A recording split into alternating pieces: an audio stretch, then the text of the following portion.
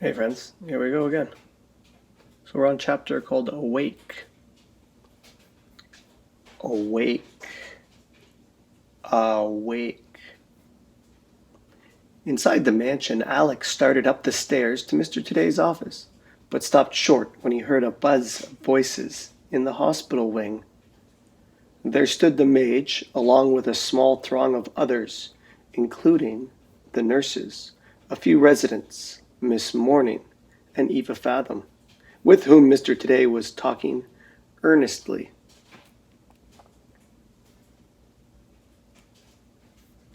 Alex turned around and headed towards them.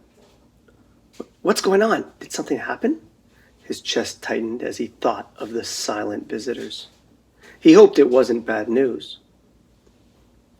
The girl is awake, Miss Morning said. She motioned for Alex to come in and made a spot for him to stand near the bed. Alex approached, his stomach flipping with excitement, and wondered if all their questions would soon be answered.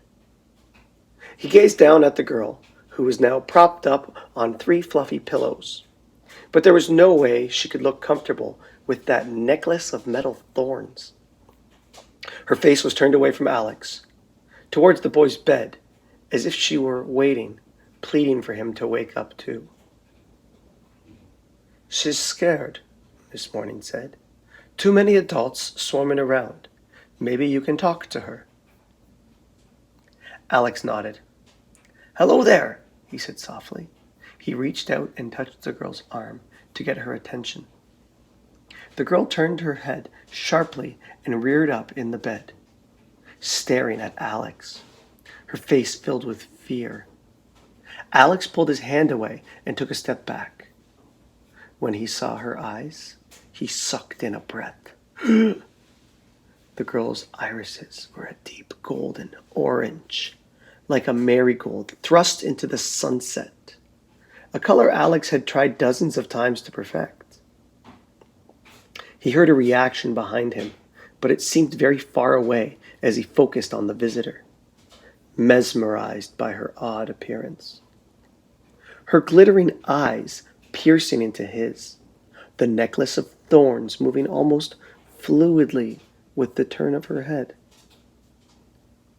They held each other's gaze for a long moment, and the room fell silent.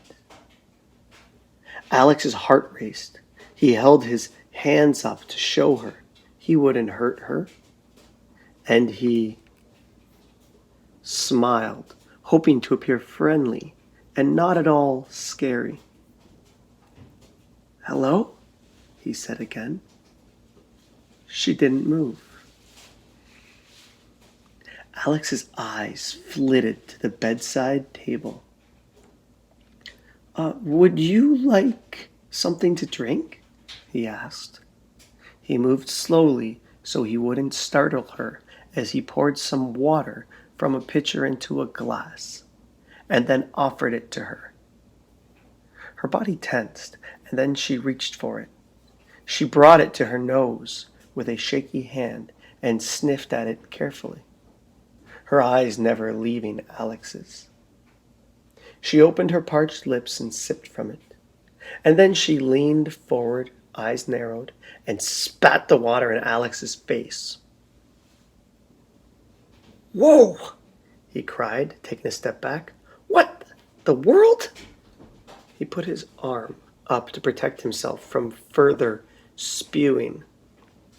Then the girl opened her mouth as if to scream at him, but no sound came out.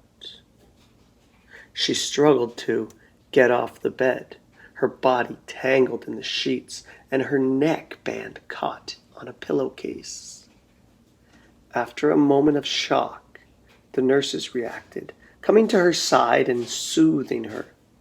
The girl gave another half-hearted attempt at escape, but then she sank back down, unable to do anything with so many people around. She turned away from Alex, closed her eyes, and pulled the blankets over her head. Alex wiped his face with his sleeve and felt a strange urge to laugh now that the girl had settled down. but didn't think that would win him any points with anyone. So he held it in and looked to Miss Morning for answers on what to do now. She beckoned to him to follow her out of the room. Mr. Today joined them, and they climbed the stairs.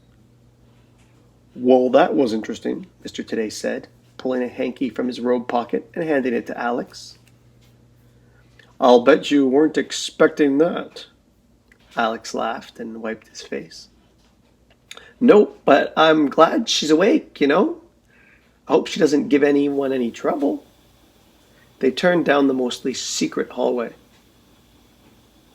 "I imagine she was frightened to open her eyes in such a strange and different setting," Miss Morning said. "She was so upset at first until she saw the boy. I'm guessing he's her little brother." "Speaking of eyes, did you see hers?" Alex asked. They turned into Mr. Today's office and sat down. "Lovely, aren't they?" Mr. Today said. "They'd match well with my robe." "Strikingly beautiful," Miss Morning said, looking at Alex. "I've never seen eyes that color before." "Me neither," Alex said, and he was surprised to feel his face grow warm while he thought about her.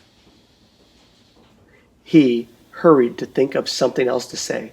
Are the boys' eyes that orange gold color too? I mean, has anybody checked?"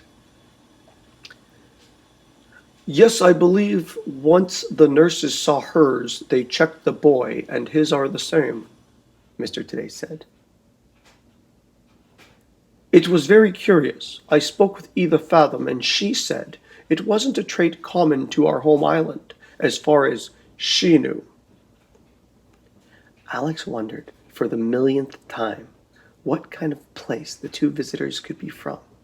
It sounded like it must have been one of those more distant islands, based on what Mr. Today and Eva Fathom remembered. Mr. Today continued, breaking into Alex's thoughts. "I'm more than troubled by the metal neckbands, and now by the fact that the girl was unable to make a sound with her voice. I'm feeling a nagging sense that all is not right outside our little world." He took a deep breath. "And because of that consternation, I've decided to take a short trip after all. At the suggestion of trusted individuals, including you, Alex, as well as Sean Ranger and Eva Fathom, I'm going to replace the gate to Arteme temporarily to protect everyone while I'm gone. I've got my weekly peace meeting tonight with Gunnar, so I'll let him know then what my plan is. After that, I'll return to the mansion to take care of a few things and pack, and leave in the morning with Eva. Just for a couple of days, perhaps 3, while we investigate." He paused and looked at Miss Morning and Alex. "What do you think? Are you ready to hold down the fort for me?"